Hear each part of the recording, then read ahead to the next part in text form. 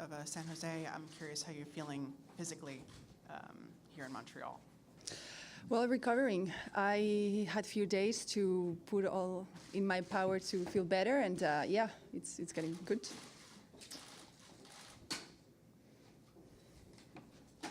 Next question. Have you had a chance to hit on the courts yet? And if so, what do you make of the conditions here in Montreal? I've been working out physically and recovering especially, so probably today I will go and hit a little bit and try. Have you had a chance to explore the city at all? And what are some of your favorite memories of being here?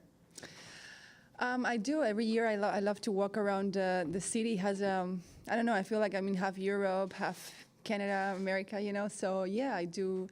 I like to do things and keep my mind busy. What kind of things? Well, some shopping, of course. I'm trying to go to the cinema. I'm trying to figure it out the time. And just going through restaurants in Old Town, in the downtown. So, yeah. What's my favorite food? Since I travel so much, I appreciate every different culture. So I don't have a favorite, but I think Spanish will be my favorite, so, you know. Hi, a couple of days ago, the director of the tournament said that this tournament feels like a second week of a Grand Slam. Do you feel do you feel that way too, that there's so much good players that this almost feels like a Grand Slam?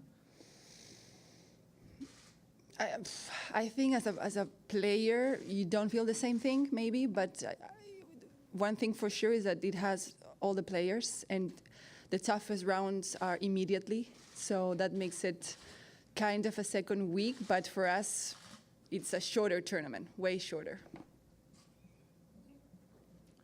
How important is it for you to please your fan around the WTA Tour? And is it more stressful to play in your country?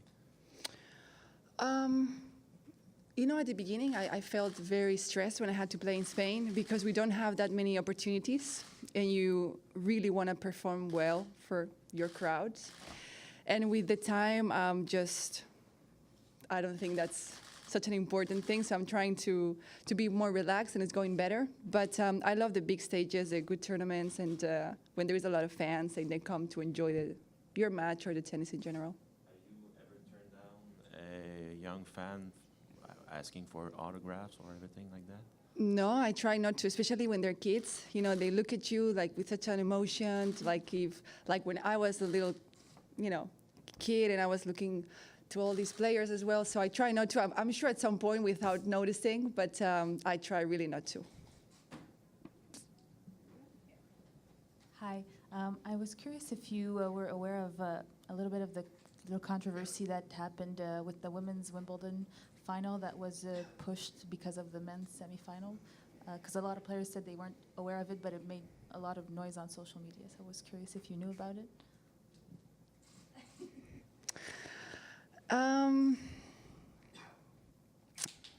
There's nothing really I want to say. I mean, this is something that people that organize the schedule have to realize and to make it equal. So I'm sure sometimes it's borderline, but nothing else to say. I love Wimbledon, so that's it.